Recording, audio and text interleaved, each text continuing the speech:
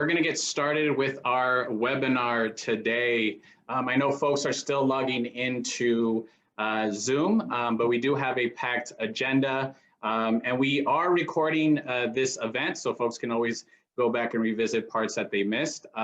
My name is Roberto Valdez. I am the Senior External Affairs Liaison for the Latino Policy Forum. I want to thank everyone for carving 90 minutes of their day to join us with this very special or very important, conversation on redistricting. Redistricting is a topic that, of course, happens every 10 years, every decade, and is very important to the state of Illinois. And to be frank, it is very important to all communities in the state. But in particular, it is a vital and critical topic to the advancement, the continued advancement and empowerment of the Latino community. And I'm really proud that the Latino Policy Forum is one of the first groups to begin this conversation of the redistricting process in 2021. I'm going to share my screen really quick here to give you an idea of the agenda for today. Bear with me here.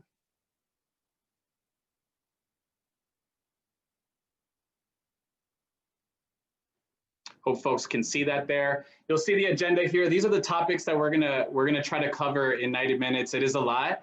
But really the bread and butter of today's event is the lineup of speakers that we have today. Really folks who not only are bringing a wealth of knowledge to the conversation, but real world and real life experiences around redistricting. So very privileged and honored to have our speakers. And before I get into the introduction of the speaker, one quick note to folks, and I'm sure this isn't breaking news. If you have any questions, any comments, while we're presenting, put those in the chat box, in the Q&A box as well. I'm going to try my hardest to monitor through the conversation so I can find opportunities to ask our presenters, our speakers in the moment. And I'm going to try my hardest to carve some time at the end to do direct Q&A. But rest assured that if we don't answer your question, we will follow up. I'll follow up directly to make sure that your questions are answered. And again, this is the beginning of a conversation, so we hope this is the first time that we have this type of dialogue. So without further ado, I'm going to go ahead and stop sharing my screen, and I'm going to introduce our speakers. We'll have some closing remarks from our President and CEO, Sylvia Puente. Thank you so much for joining us today, Sylvia. We have Dr. James H. Lewis, Senior Advisor and Senior Research Specialist at the University of Illinois of Chicago. Thank you for joining us, Dr. Lewis.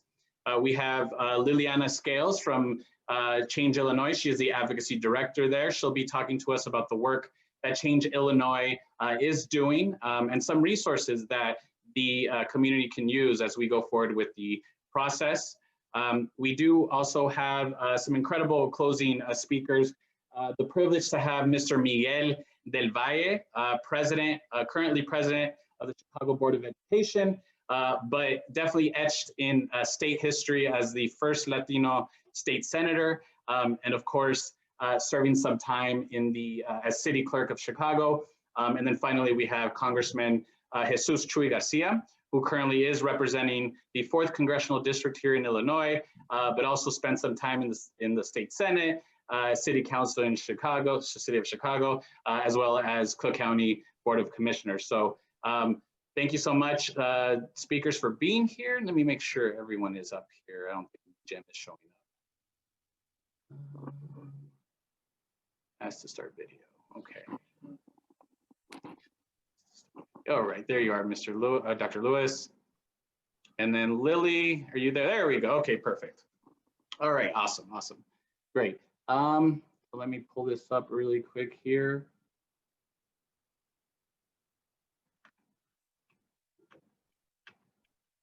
So we'll kick it off with Dr. Lewis, who is going to give us an overview of redistricting, a little bit of history, as well as redistricting law and what that means going forward into 2021. Let me share the screen for you, Dr. Lewis, so we can get your presentation up.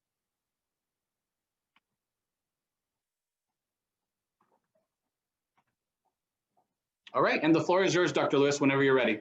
All right, let's roll. Can everybody hear me? Am I good? Great. Go. Yep. Okay. Well, the forum today is principally about state legislative redistricting, although perhaps over the conversation we'll end up touching on some other things, the wards, congressional.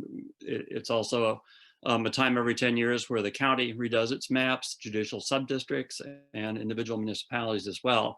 So what I'm going to do is tee up some of the real basics here to begin. Then we're going to look at the kind of this current state of Latino districts and representation in Illinois, and a little bit of the history of how we got there. And then finally, I'm going to talk about some of the basic legal principles that guide redistricting pretty much at every level effectively, but from a civil rights perspective. So if you want to tee up our first slide. So in sort of popular conversation, it's often said that so-and-so drew a map, or there was a Democratic map, or whatever. But actually maps do come from somewhere. They don't sort of magically appear from one party or another. And at every level, maps start out actually as pieces of legislation that have to be passed. And in the instance of state government, a governor has to sign it. And so at the state, maps recently have gone through a process where they went through executive committee, select redistricting committee, and then a rules committee. And they're drawn by staff working under supervision of typically legislative leadership. So in the case of state government or in the city government, they'll actually contract with a firm. There are national firms that do this kind of work. Election Data Services, for instance, has done a lot of work for the state of Illinois and for the city. And they'll hire them, they'll bring in their computers, their data, they'll bring in staff people who actually do the map making. Then that map will be attached to a piece of legislation, which will move through a normal legislative process and then have to be signed by the governor. Works essentially the same way for the city wards. Those for recent decades have come out of the Finance Committee. It'll be interesting to see, given the situations with some of the leadership, the changes in City Hall, and some of what's currently going on with Democratic leadership in Illinois, if the same pattern is followed in this coming remap. I don't know yet. Perhaps a couple of our speakers would have more insight on that than I at this moment. But that's how it's typically worked. So the key is that it is a piece of legislation that has to be moved through and approved. The maps are based on block level census data. Census data is collected at a variety of levels with the different census questionnaires and different periods. But there is a set of data on which the population apportionment of congressional districts is based, which is actually block level counts that have the age of people, so that they can determine, so that from that data set you can determine the voting age population and also the total population. It's down to the block level. Now for the Latino community, it's really, really important to look at the three different levels of data that are collected. There's the total population, which includes everybody. And then you can segment that into the voting age population, which is people who would be 18 or over. And then particular importance to any community that has a lot of immigrants is the citizen voting age population.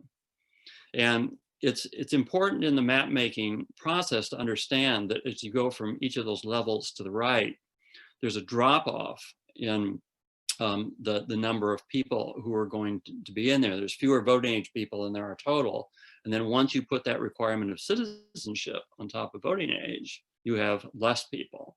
And so if a particular region of the city or state, say, had a total population that was 70% Latino on total, it might be that the voting age population is like 60%. And when you account for citizenship in some neighborhoods, it might drop as low as 50% or so. There's this drop off as we go. And it varies by place, obviously, depending on the age profile of a neighborhood or the amount of citizenship in a neighborhood. Next.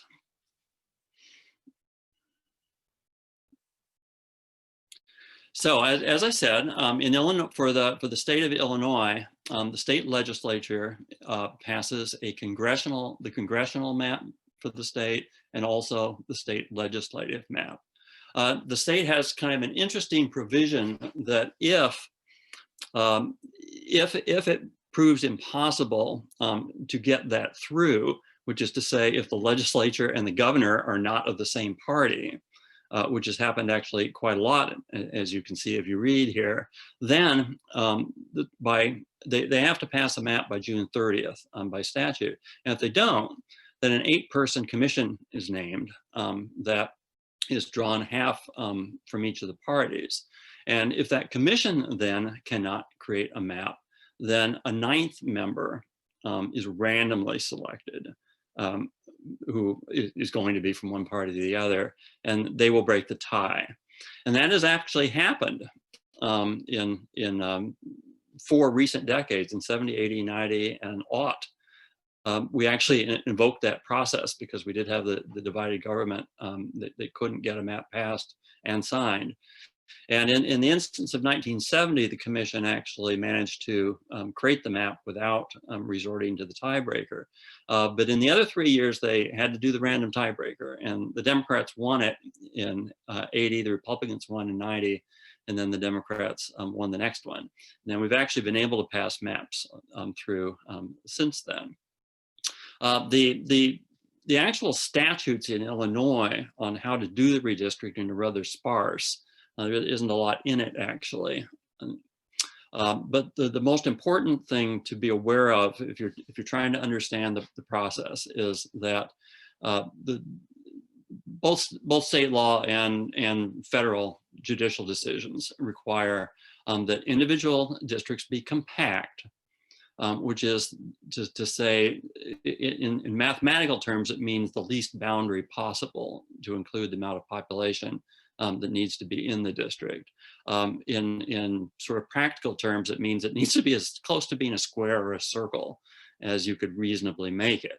Now, in reality, these things don't even come close to that, but that is the law. The population of the district must be contiguous, which is to say that you can't skip over an intervening district. For instance, when the 4th congressional district was drawn, it would have been really, really nice if you could have just said the north side Latinos and the south side Latinos could be combined into a single congressional district without drawing that loop around O'Hare and back. But because the thing has to be contiguous, which means constantly adjoined, it was necessary to connect those 2 population centers with some piece of real estate. And so that loop to the left was drawn. So each district has to be contiguous. You can have water, you can have highways, you can have parks, you can have a ravine or a canyon, but you can't have another district crossing all the way through. And then finally, districts have to be substantially equal in population. And that has various meaning depending on the jurisdiction. As you can see in the Chicago one below, the Chicago wards only have to be nearly equal. And nearly equal has meant in practice differences of thousands sometimes. In the state, they've been much closer, and the Supreme Court has ruled that in the congressional maps, they have to literally be equal to the person, unless the block population totals just make that totally impossible, in which case they're different by like 3 people or 4 people. But congressional districts really do have to be the same. Then on the Chicago map has its own twist, the city council map. It has to be done by December 1st. So that's about a year from now is when the council has to pass the map. The interesting twist in Chicago is that for the wards, any 10 dissenting aldermen who can agree on a map proposal of their creation or choosing can file that with city government, and then there will follow a referendum where it literally goes to a vote of the citizens of the city of Chicago between between the two maps. I believe I know that happened in the 1990s when I did a lot of work on this. We went to referendum in the 90s with a map. At the time I was working jointly with a coalition of African American Latinos, and we did offer an alternative map, and it did go to referendum. I don't think somebody who's in the political mix could correct me, but I don't think it's happened since. I think that was the last time we had one that went to referendum. So that's kind of the basics, the structures and the rules of what we're talking about here. So the Latino community is relatively new, I think it's fair to say, in the history of the city. As recently as 1970, there was not Latino representation in the state legislature. As you can see from the little list that I put together, there's been a gradual growth in the number of Latinx representatives and senators in the General Assembly. And the only thing I'll note there is that there are more districts from which Latinos could probably elect somebody if there was greater turnout in the community, greater organization. Again, there's people on the panel that could speak to that more directly than I. There's a couple of districts, as we're going to see in a minute, would be very hard perhaps to win in, but there have been some districts left on the table. So while there are this many representatives who've actually gone to Springfield, the lay of the map does provide some opportunities beyond that right now. A map for Africa, a chart like this for African Americans would show the same kind of thing, although there have been blacks in Springfield from much earlier, since significant black population in Chicago really goes back to 1900. And then the Asians would show their very first representative having been elected during this past decade. Actually from a district that, as we're going to look at in a minute, that a Latino could win if they were organized to do so. And then I just note that the county board single member districts and the judicial sub-districts for Cook County were enacted in 1990. So prior to that, they both came from concern that multi-member districts had not resulted in sufficient representation of non-whites, both among the county board and among judges. And so in 1990, each of those jurisdictions went to districts. So I'm going to now talk about sort of the three regions in city and how they're currently set up in state government with representation. For two of these, we'll look real quick at this information, and then we're going to look at a map of it next. So you can kind of in terms of thinking about the remap, there's kind of three zones. There's a north side zone, which is the one that's pictured right here, that includes the 3rd, 4th, 39th, and 40th assembly districts. Then there's a south side zone, which has 6 Latino, close to majority legislative districts. And then I don't know if it's a zone, but there's 4 very strong Latino populated districts in the suburbs as well. So what's notable here is that the numbers that are in the parentheses are the voting age population at the time the district was made. I pulled these from the official report that was put together at the time. So it's possible they're higher now, it's possible they're lower now. We don't know until we get the new census data. It will depend on the neighborhood, but at the time they were made, the voting age populations in each of these was, well, as you can see, 61%, 51, 55, 49. So they're not overwhelmingly Latino. And obviously that has ramifications for winning them, depending on the political organizations and voter turnout.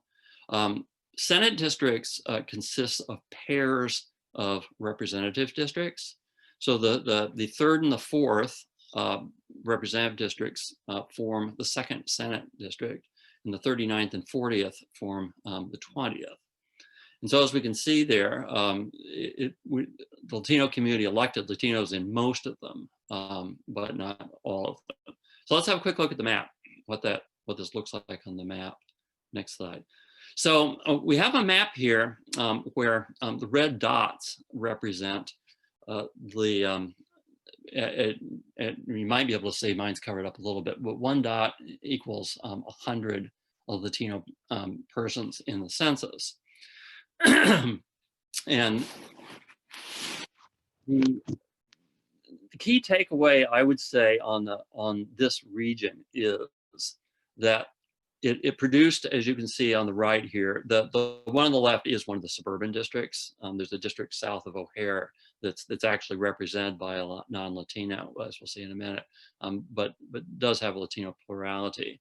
But our attention is on the right side, where we have here districts 40, 39, 3, and 4.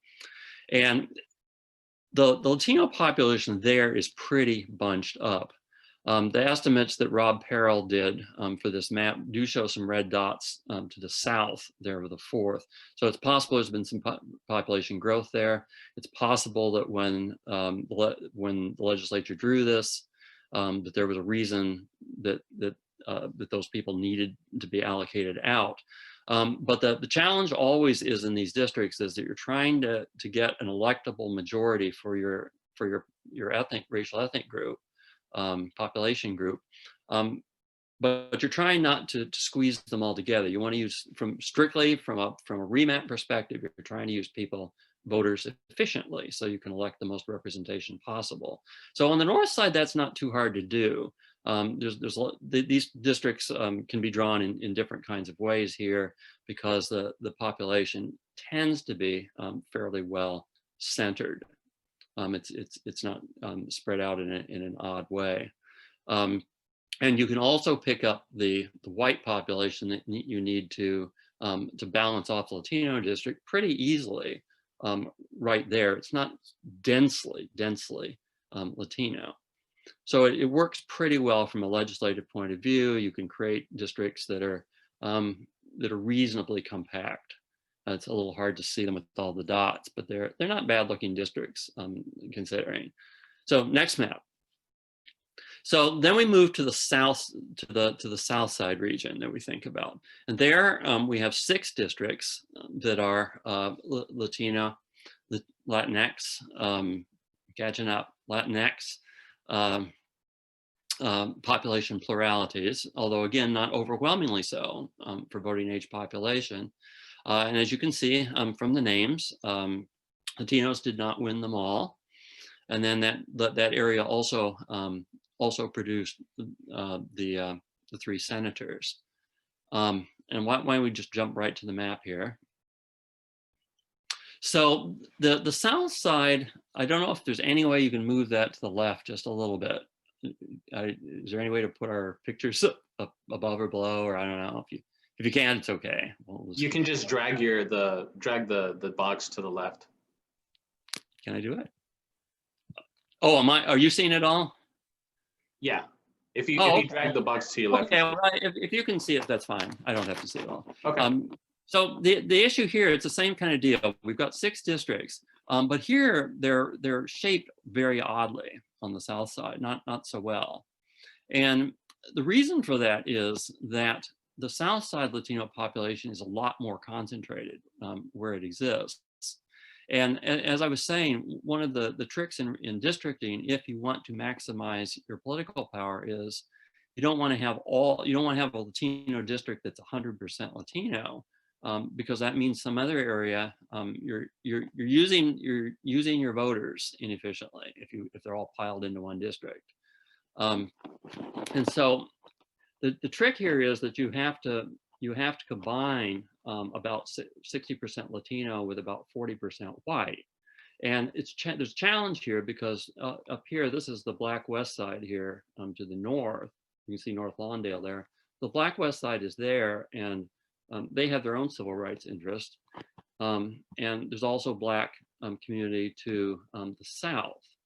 And so you can't sort of go into there. which, because you would be taking from a civil rights perspective, you would be taking the potential for electing Black representation away if you use those people to balance off Latinos. So you're left with having to balance off Latinos with whites, and that means heading west. And so the 23rd district sweeps around and picking up whites, and then picks up the Latino population in Burr and Cicero, and then you have the 24th sweeping down this way. The 21st has to sweep down here to pick up its whites, and as you can see, each one is kind of linearly drawn out into the white community. One of the ones that was not one is here we go, is the second.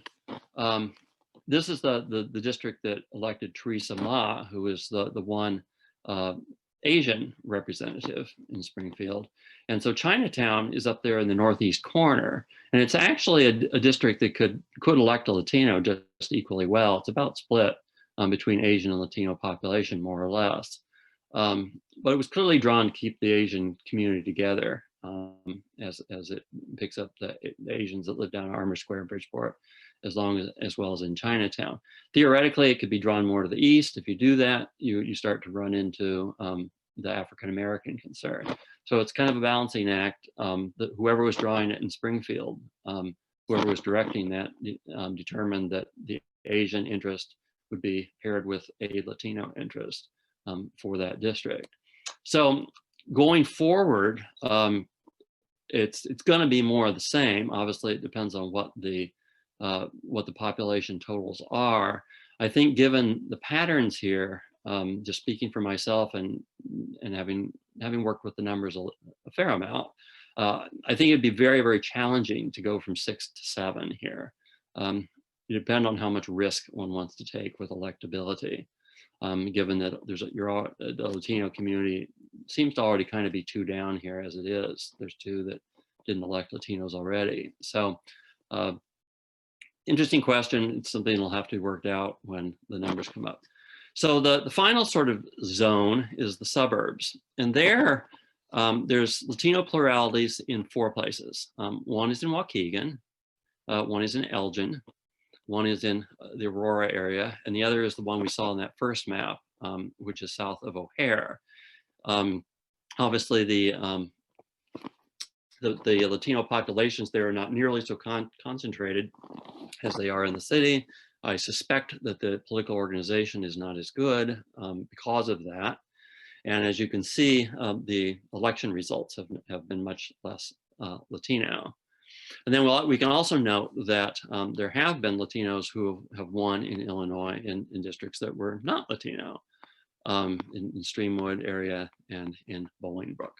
So that's the basic lay of the political land. So let me wind up here by talking a little about the legal guidelines. So quick question, question before we get into the legality of it, Dr. Lewis. Question around, let me pull this up quickly here.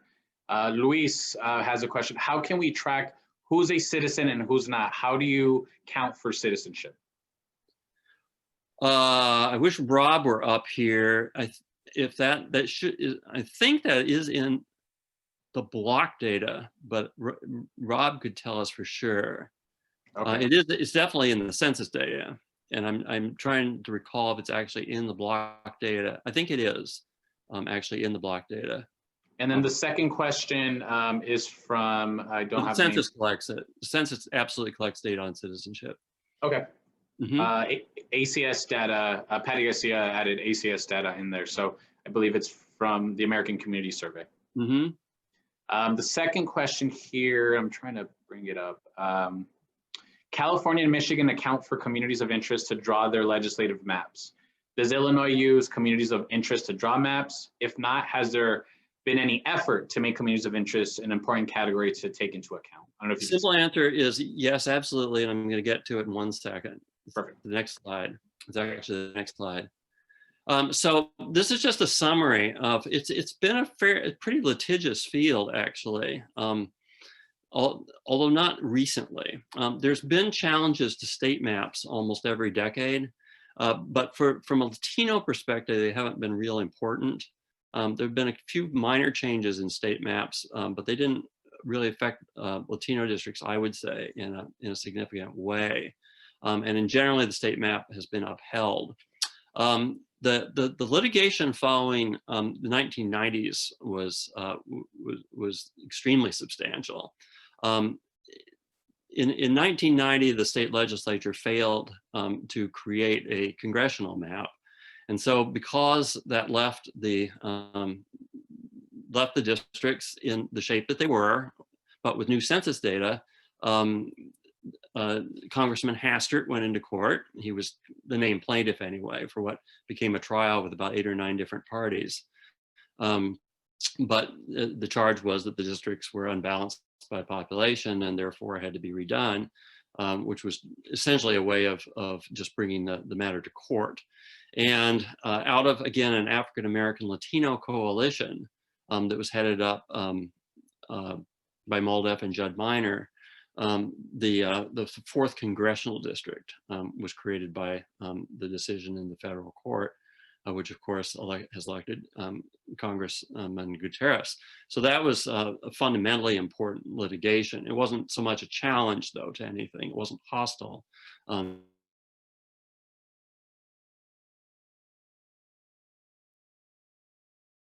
Oh, did we lose Dr. Lewis? Dr. Lewis, are you there? I think you froze. Does look like, okay. We can hopefully get back to this. Apologies for that. Let's see here. I'm gonna pivot over to our next speaker. Hopefully Dr. Lewis can pick up once he comes back. Lily Scales from Change Illinois. She is the advocacy director, and Lily's going to talk about some of the work that Change Illinois is doing and provide some resources. So Lily, please, the floor is yours. Oh, there, he's back. Oh, there he is. Perfect, perfect. I'm happy to for Dr. Lewis. All right, let me pull okay, this. we need to, don't know what happened there. Yeah, froze a little bit there. Okay, there we go. Okay, so in Ketchum happened, Harold Washington obviously had control of the 29, had control of the city council. Washington was mayor. So litigation, civil rights litigation was brought on behalf of African Americans and Latinos. And in the decision, the court ruled that there had in fact been discrimination and added seven minority seats, 3 of which were Latino. And it was the result of the Ketchum decision that actually led to Harold Washington being able to govern a little bit in his last year as mayor. So that was very, very significant. And then the Barnett case during the 1990s is significant because of the astounding way that the city of Chicago dug in to defend its map. And so there was essentially Black and Latino challenges to the city ward map following the 1990 census. Over $20 million was spent on the litigation. The Blacks technically won, but the winning consisted of merely moving slightly the line of the 18th ward. So that was a really, really expensive acre or two there. And it was extremely, extremely contentious. It was, I'll just leave it right there. It was a bad scene. So let's get on to the legal. The Voting Rights Act obviously is very, very important in that. In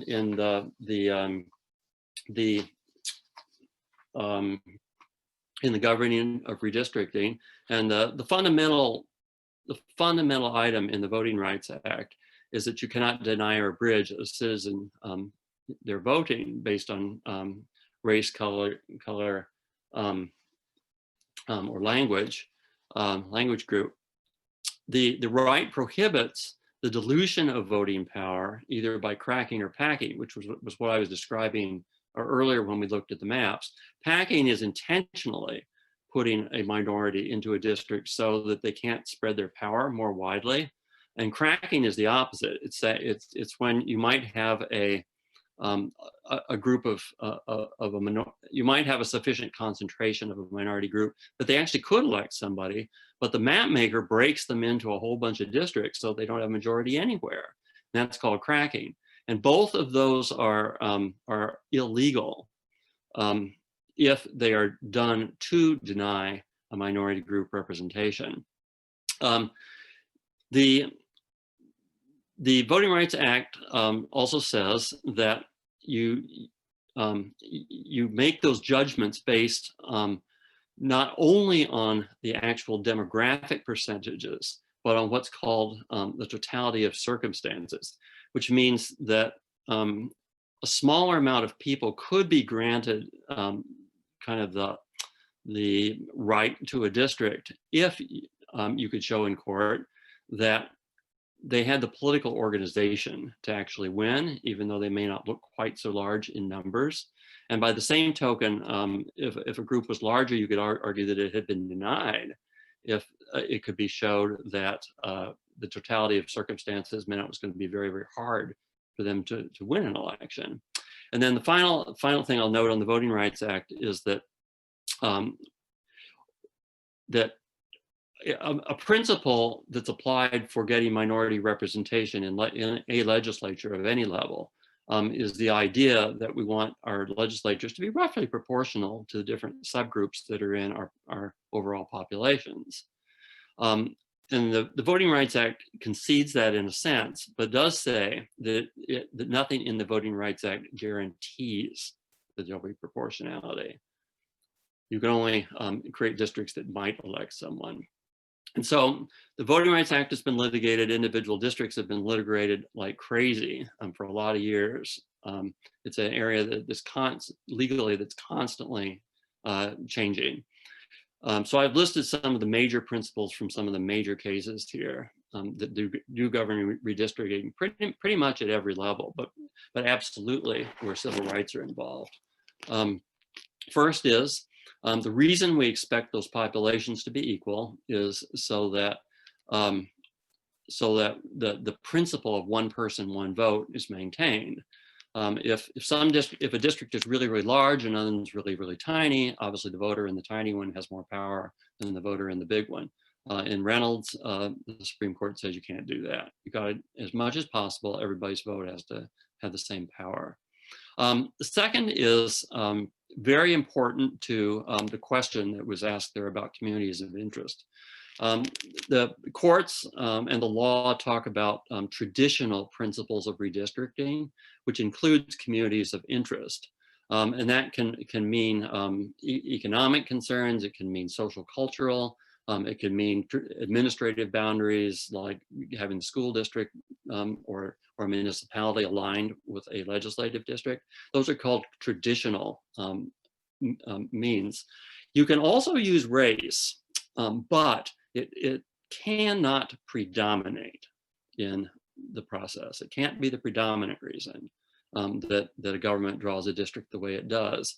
And the one exception to that is if there has been evidence of current or very recent discrimination going on in voting in that area. And then the state, broadly speaking, has a compelling interest in addressing that discrimination. The Voting Rights Act and other areas of constitutional law obviously say that you aren't allowed to use race for a lot of different things. Race can't predominate in hiring, it can't predominate in an educational enrollment decision, can't predominate in voting either. And the one exception to that is when there's a compelling interest to override that. And to do that, you have to show that an awful lot of discrimination is going on, which has become harder and harder to do with the current Supreme Court. The next is what's called the Jingles criteria. And Thornburg v. Jingles was an important Supreme Court case in the 70s. And what evolved from the Jingles criteria, from the Jingles case, was the criteria that are needed to defend the creation of a minority majority district if it is litigated. Doesn't matter if it doesn't go to court, you can do whatever you want.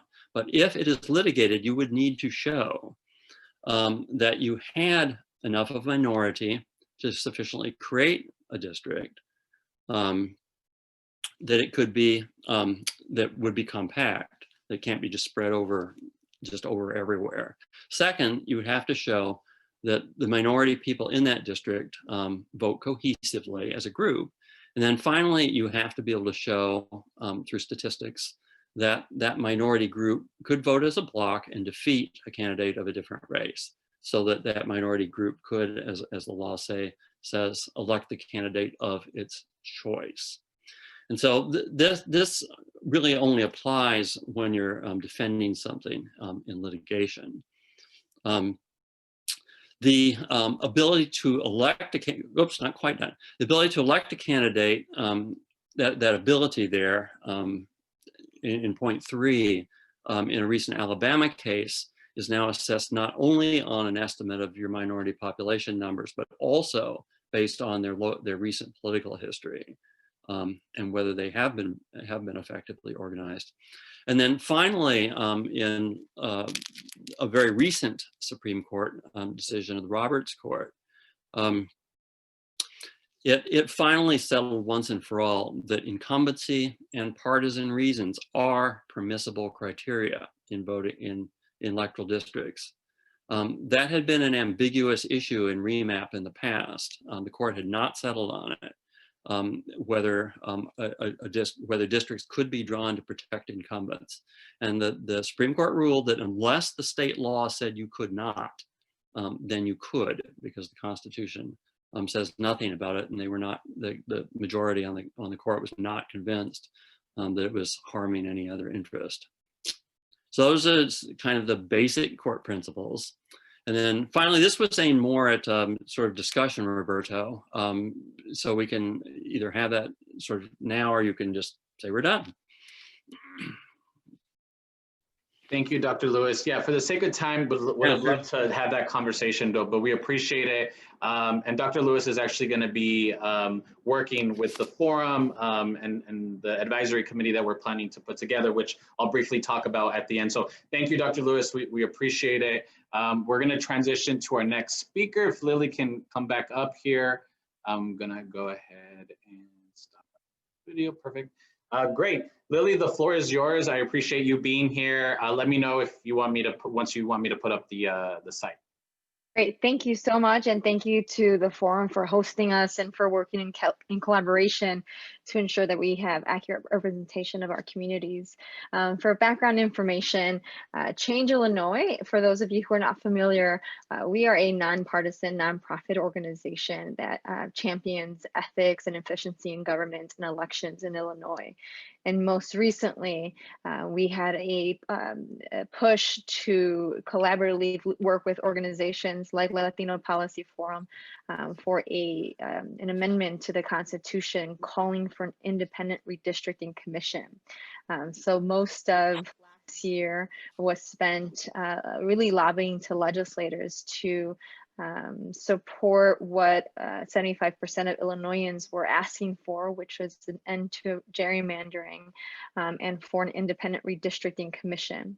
Essentially, that would be taking the map drawing process out of the hands of legislators and putting it in the hands of an independent redistricting commission, very similarly to that of California's. I will fast forward to through the history, but in that amendment, there would have been some of the strongest protections of communities of color in the nation, and it was framed after California's independent redistricting commission as well. We had until early May to get enough support in the legislature to get that on the ballots, but unfortunately we did not get enough support. So Illinoisans were not able to vote on whether or not they wanted an independent redistricting commission.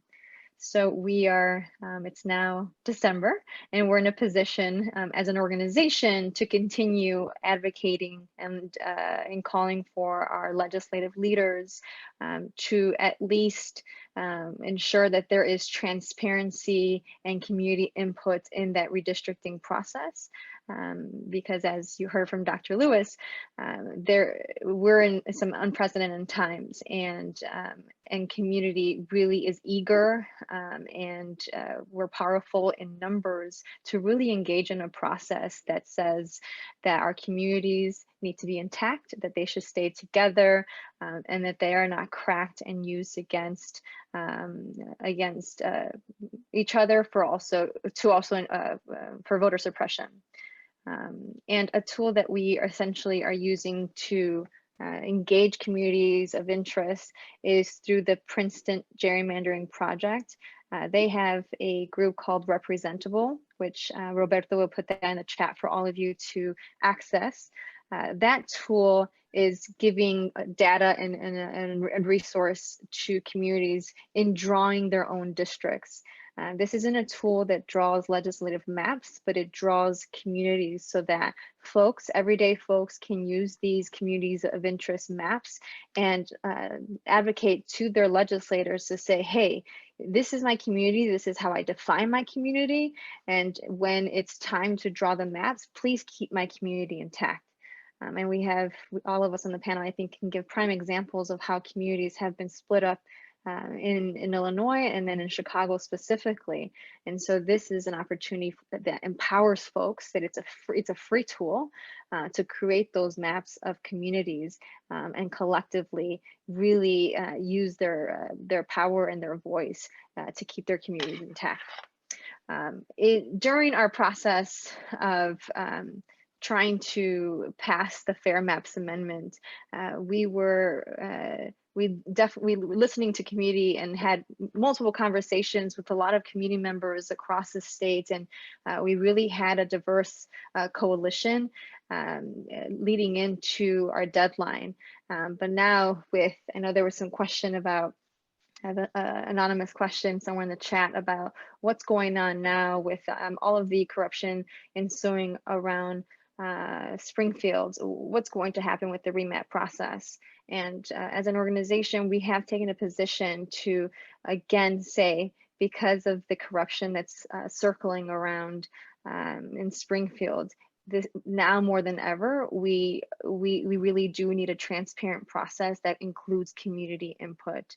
And as an organization, we'll continue to call for that transparency and also work with community and community members and organizations like the Forum who've engaged in conversations to really see how we can end up with maps that are fair for all of our communities, and so that we don't end up with in a position where there needs to be a random name pulled out of a Lincoln hat to determine who is going to draw the maps, whether it's the Democrats or the Republicans.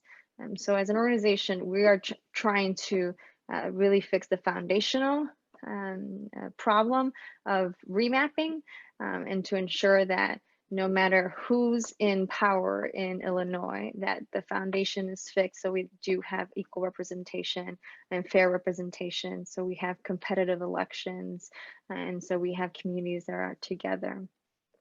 At the moment, what Change is doing is having presentations with representable tools so that we can use those maps, again, to advocate to our legislators. At the city level, we have also, right before the mayor's address, we called on the mayor and city council to include money in the budget for a robust community process.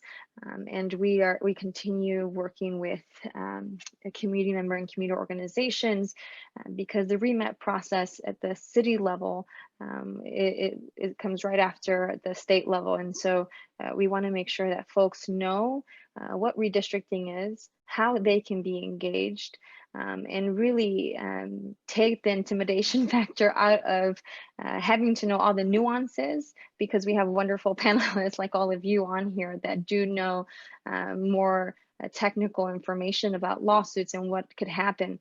And I think if folks get too overwhelmed with how they can be engaged, then we turn everyday community folks off on how they can be advocates in their own community.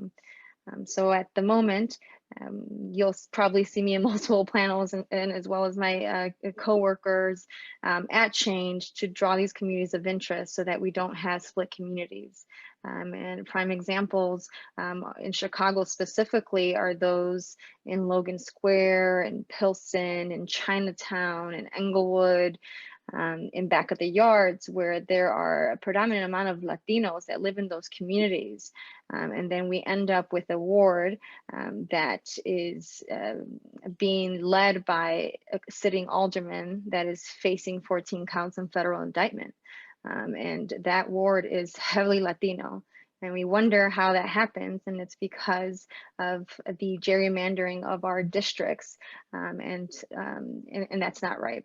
And so we are in a really tough fight, I think, with our census as well, making sure that we have accurate numbers and how important the census is and was, and we are keeping an eye out on all the litigation on the census, because without an accurate count, if Illinois does not get that count and it is not clean data, then we are going to see the effects of an undercount of census, and predominantly in communities where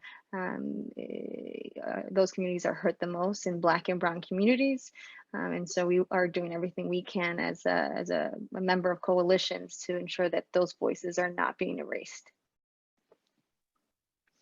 Roberto, if you can pull up the link Sure. to the representable tool. Like I mentioned, this is a free tool. You do not have to be an expert in GIS data gathering or mining or any of that nature. You can draw your community of interest.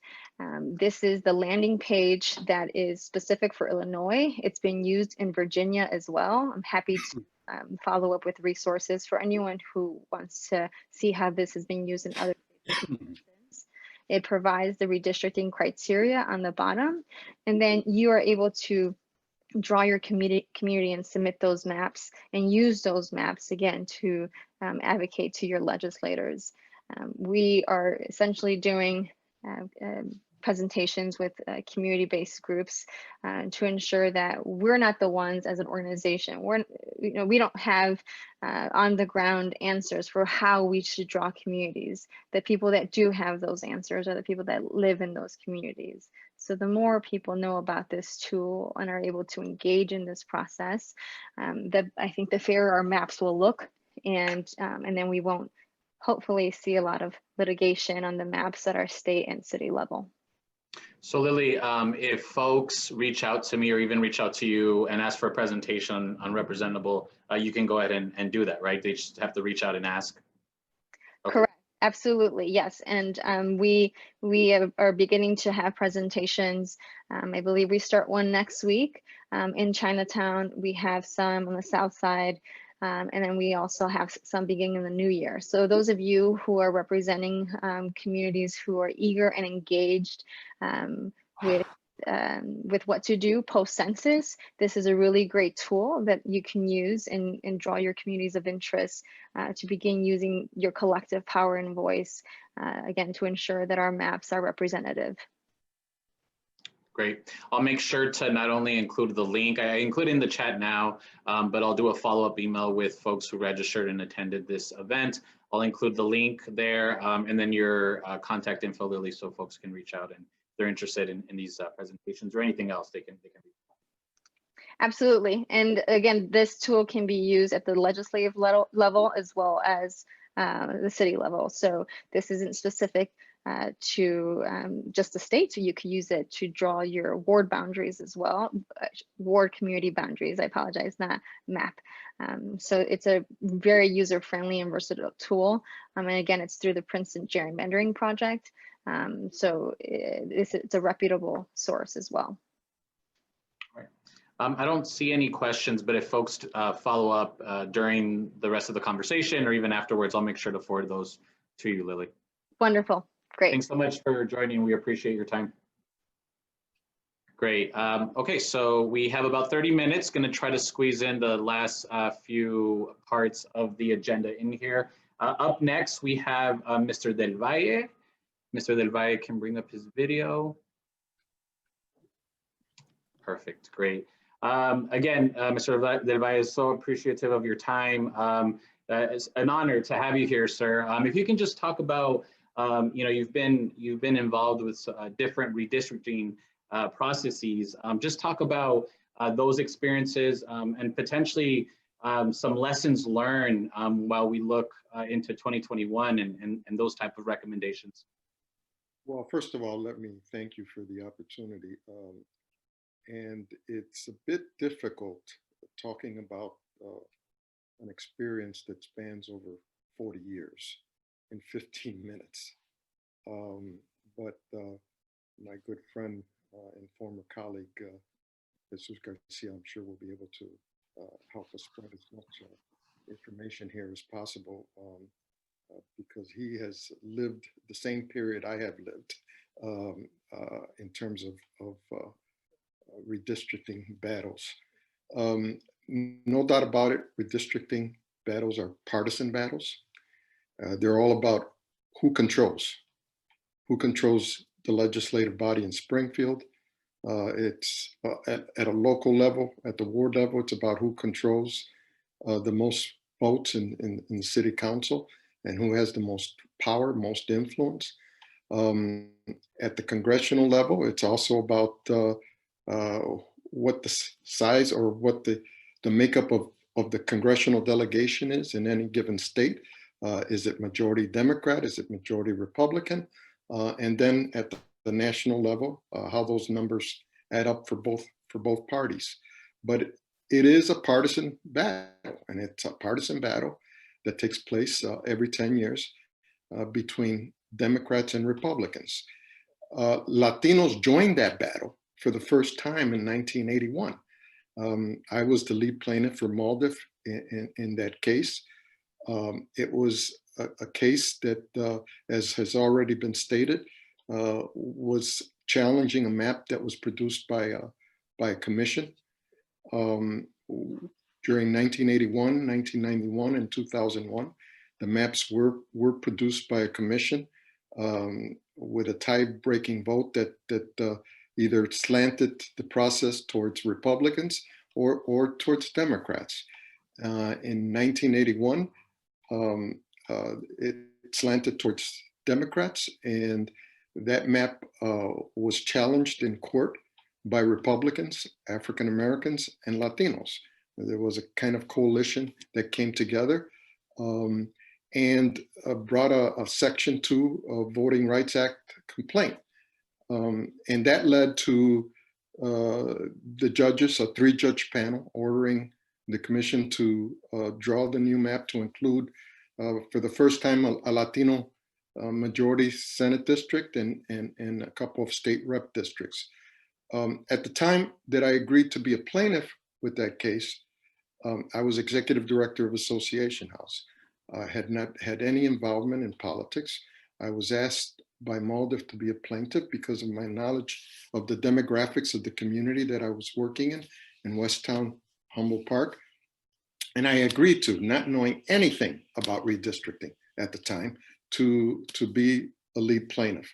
I met Mike Madigan for the first time when I left the federal courtroom after having provided my testimony. Mike Madigan at the time was the majority leader, and he was the chief architect of the map. Now, Mike Madigan was the chief architect of the map in 1981 for Dems. Mike Madigan was the chief architect of the map in 1991.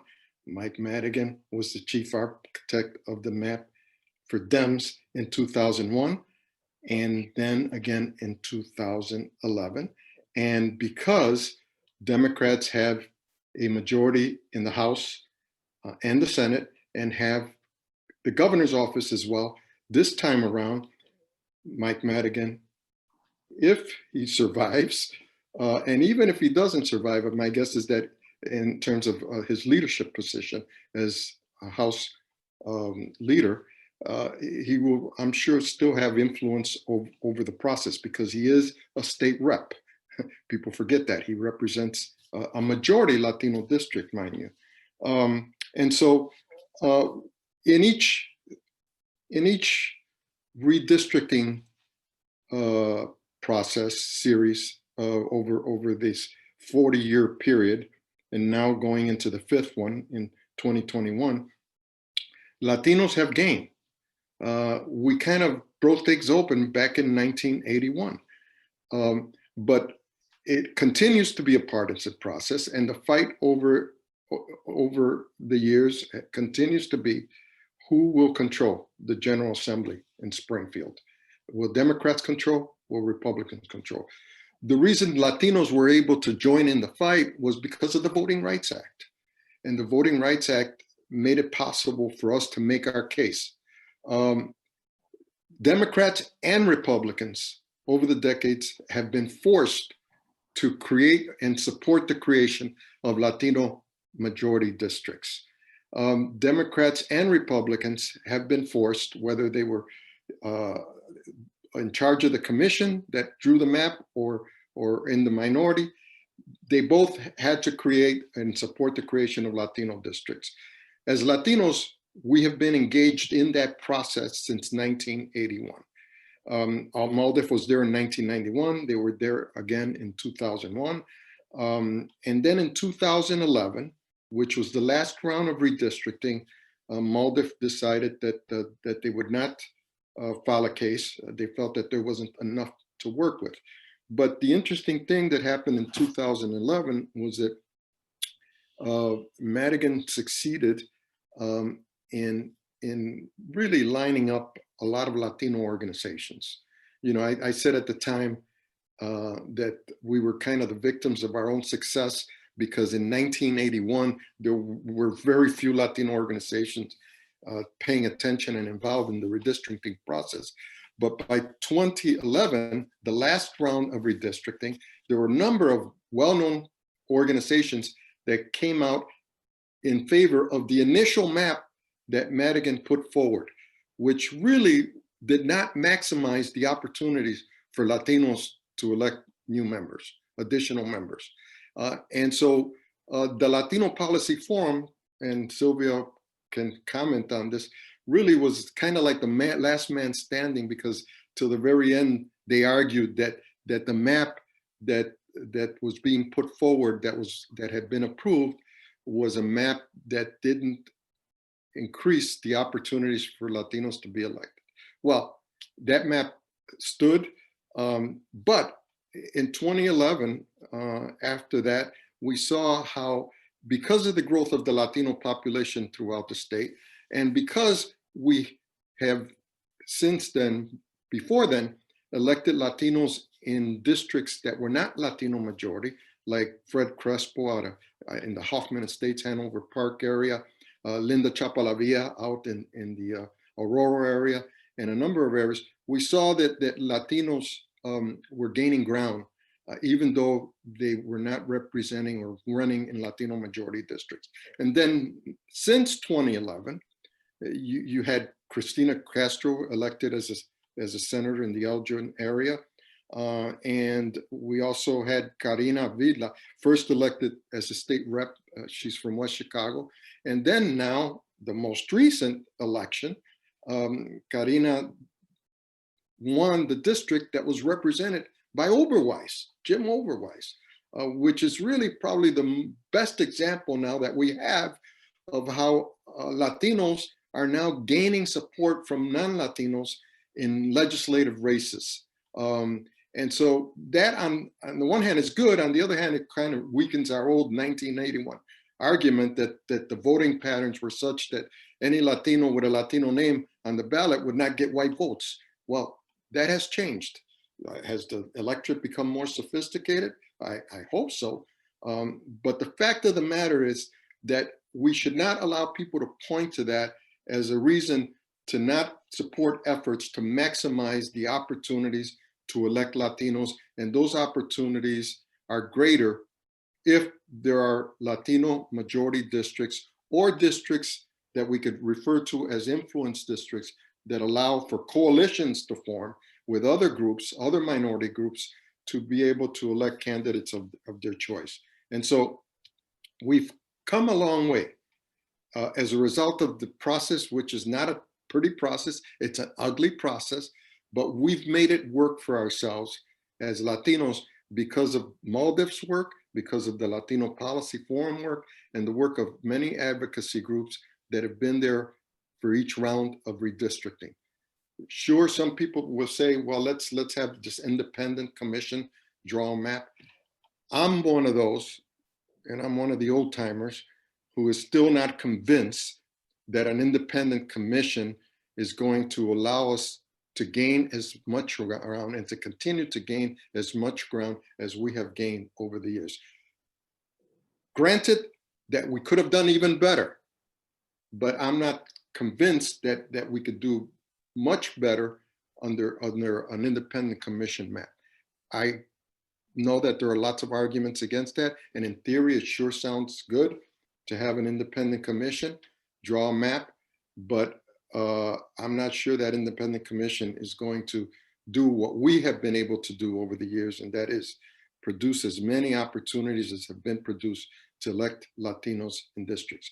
I just want to say that the other issue that's of concern for this next round of redistricting is that we knew this, we predicted it, that with changing demographics, with gentrification, with other factors that influence the demographics of a district, we have lost ground in terms of Latino representation.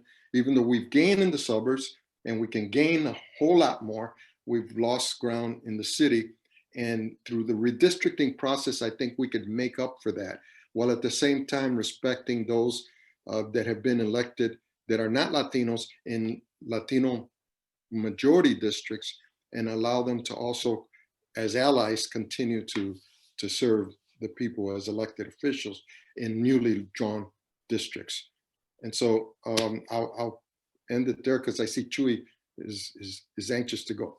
Sure, no, yeah, and I would love to pivot to Congressman Garcia to kind of give, you know, as you mentioned, Mr. Del, you guys were there side by side through this journey. Would love to hear Congressman Garcia's perspective, and then throw out the question for both of you, if I may, around this question of community participation.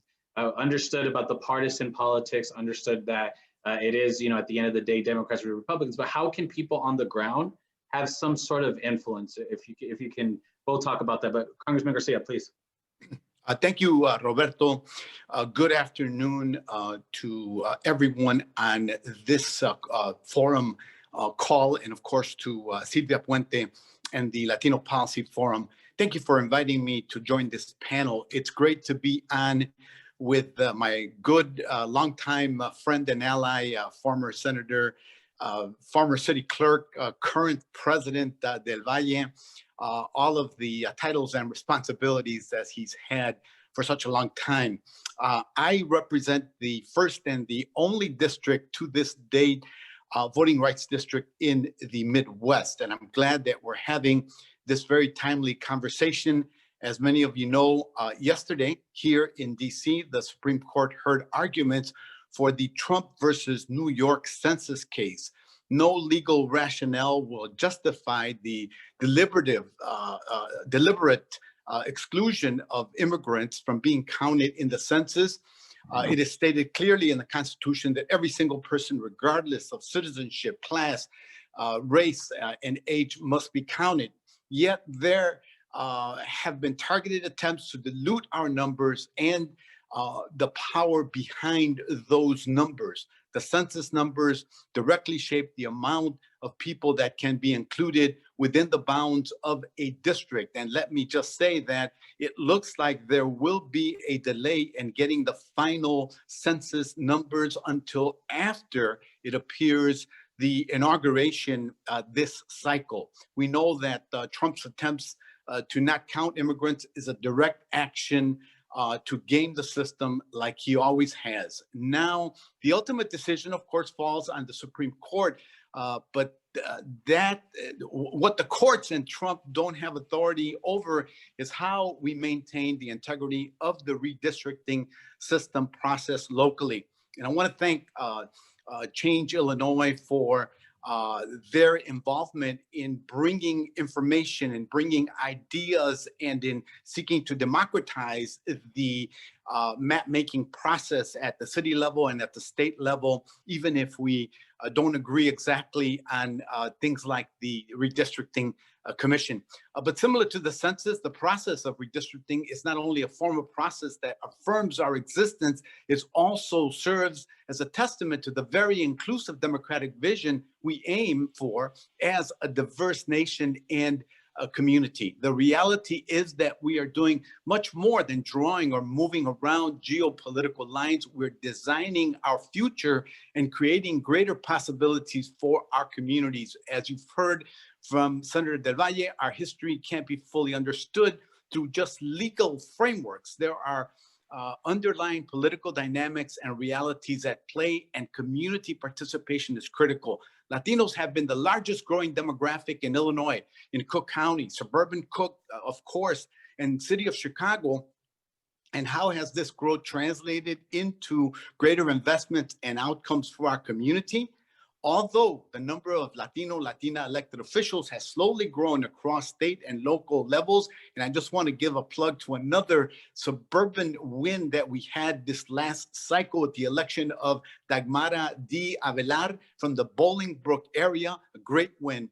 When we look at the appointments and hiring, we are lagging far behind, particularly in positions with the authority to determine budgets, program investments, grant allocations, you name it.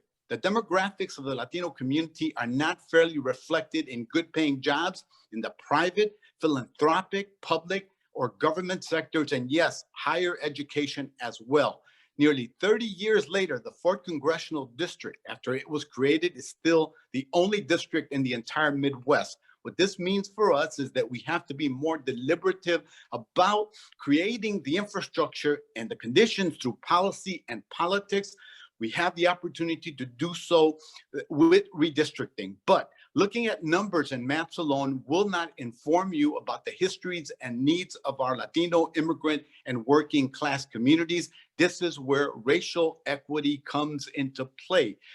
We often see the phrase thrown around, but what does it mean to approach redistricting through a racial equity lens? It means to go beyond numbers. It means to value the lives behind those numbers, the everyday experiences of Latinos struggling to make rent, to pay rent, to put food on the table and pay for our childcare. It means to recognize the impact of the systemic policies that are responsible for the conditions that our communities must live under. To only look at data without the lived experience, communities of interest of someone in that community is disrespectful and outdated.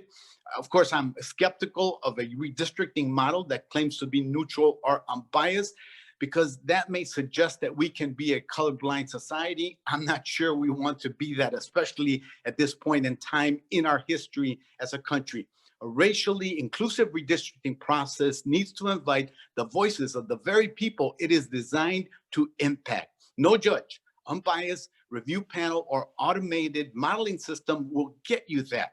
You cannot learn or quantify fear, trauma, hunger, or poverty. That's why we must entrust our community and key stakeholders with the opportunity to shape the process. We also need the insight of trusted Latino, Latina elected officials and allies that have been at the table fighting for progressive legislative values and priorities all along, and things like transparency, the current process, along with strategic coalition building, litigation, and advocacy, propel the conditions for us to secure the 4th and many other districts.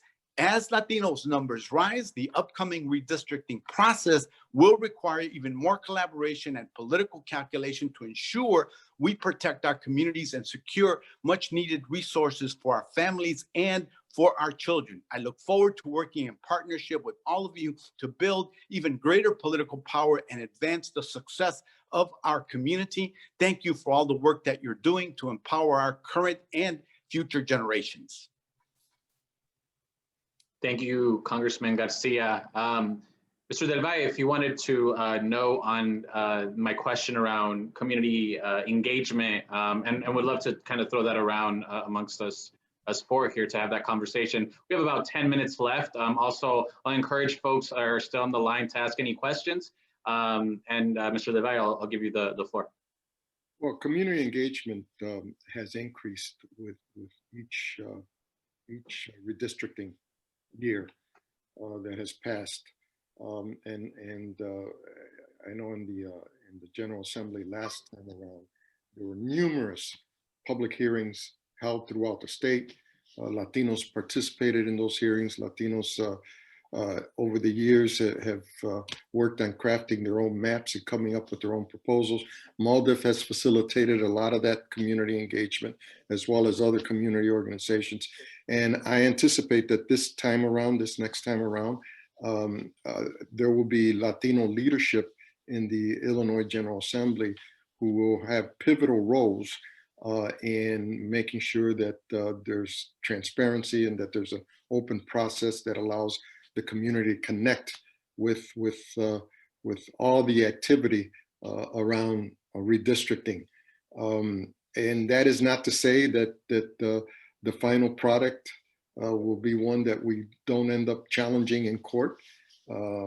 But I think that the Latino presence this time around is going to be stronger than it's ever been as a result of the leadership of many of the newly elected and some of the other Latino elected officials who are in tune with this issue and are ready to do battle, regardless of who the leadership is in Springfield, in the Senate and the House. Congressman, I don't know, it looked like you wanted to comment. And then I was just reacting to Miguel's comments. I'll just say, I think we've got opportunities to increase our numbers in the Chicago City Council coming, and going into this redistricting. And I agree with Miguel entirely. I think we've got more leverage in Springfield, both through the Senate and the House, to leverage like at no previous time before. So this is a great moment, I think, to exercise our will and to ensure maximum empowerment. Perfect. And Lily, you can have the last word, and then we're going to move on to the closing remarks. Wonderful. Yes, I'll just reiterate that in the time right now where there is enormous amount of corruption in our state legislature, and Illinois and Chicago is rated #1 for the most corrupted city in the country. I think now is a time to fully engage folks and to ensure that we are advocating to our legislators to listen to community. I think that folks are fed up, and I think they're also charged and ready to engage. And so any open avenue for us to use tools to engage communities, to, like I mentioned before, to ensure that there is representation and that there is transparency, not just talking points of transparency. Great. Mr. Del Valle, Congressman Garcia, Lily, thank you so much for your time. The forum looks forward to engaging with all three of you to continue this conversation and, of course, plug into your insights as we go forward. So thank you so much for your time. We appreciate it. Thank you, everyone. Have a great one. Thank you very much. So folks, last part. Oh, there's Sylvia. Yes, Sylvia, did you want to add something? You're on mute. You're on mute. I also wanted to say thank you to Senator Clerk Del Valle and Congressman Garcia, Lily, and Jim for your participation. We look forward to continuing to work with all of you. And I think Roberto's going to summarize, putting together out a call to come up with an advisory committee where a lot of the questions that I know that some of you put in the chat box, we'll be able to dive deeper into thinking about what are all of the variables that we need to think about in terms of how we draw districts. And I anticipate a robust debate on what Miguel shared. Are we better off if a machine draws these districts for us? Or if we really have the experience, wisdom, and knowledge of those that have been not only serving in these districts, but who understand these communities as these districts are drawn. And I'll leave it with that. Thanks, Sylvia. And I will pivot to the work that we're planning on doing going forward. Let me just share my screen here quickly. Oh, a lot of info. Perfect. So, okay, perfect. So our work is really broken down into 3 phases, starting with today's event was really the kickoff of the redistricting work that we're going to be doing.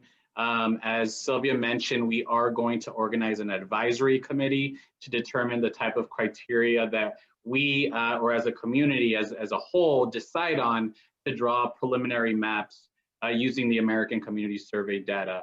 We're hoping to have those maps finalized by anywhere between mid-January to end January, so we can have those conversations with the community and with other stakeholders.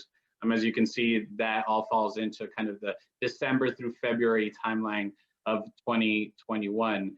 And I'll talk briefly in a sec around the committee, what we're planning to do there, or what that entails. The second phase is kind of the post-census phase of things. We know normally at the end of March, we do get the census data. So drawing the maps around April and May using actual census data, then reconvening this advisory group around April and May to have discussions around the census map. And then finally using the last 3 months, or May and June, excuse me, to convene groups around Latino and African-American advocacy conversations. So I know that's a lot in a nutshell, but I know we're running out of time. But I did want to specifically highlight the immediate next step, and that's this advisory committee. As I mentioned, we will put a group of advocates together to discuss the mapping criteria, as well as various interests of the Latina community and any other information that is important to these type of conversations for 2021. Essentially, what we're asking for folks is gathering 2-3 times a month around these type of conversations to distribute any outreach and educational materials as needed, as well as representation of different neighborhoods, representing both city and suburban, because of course, we want to make sure that the Latino voice at this table is diverse as possible. And now, one of the things I kind of wanted to put on there, and I think one of the most important decisions that this advisory committee is going to have to come up with is deciding on one of these criterias, right? One of them has to be decided regarding how we draw these preliminary maps. And so I'm not gonna go into each detail here, but these are the type of questions and type of conversations, as Sylvia mentioned, very robust like that these folks are gonna have to have. And luckily enough, we'll have Dr. Lewis at these tables to answer any questions, to clarify any of these criterias, to again, make sure that we have a decision that is a whole decision. Sylvia, I don't know if there's anything you want to add in there regarding kind of the advisory committee and what next steps we have.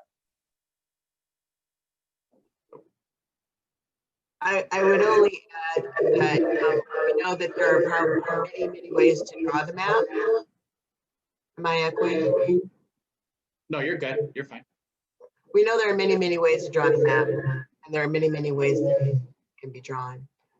We don't know that we'll come to consensus on one map, but what we hope is that with this advisory committee we'll be putting together, we will be able to say that we have diverse representation of the Latino community that has general agreement, at least around what the parameters of these maps should look like.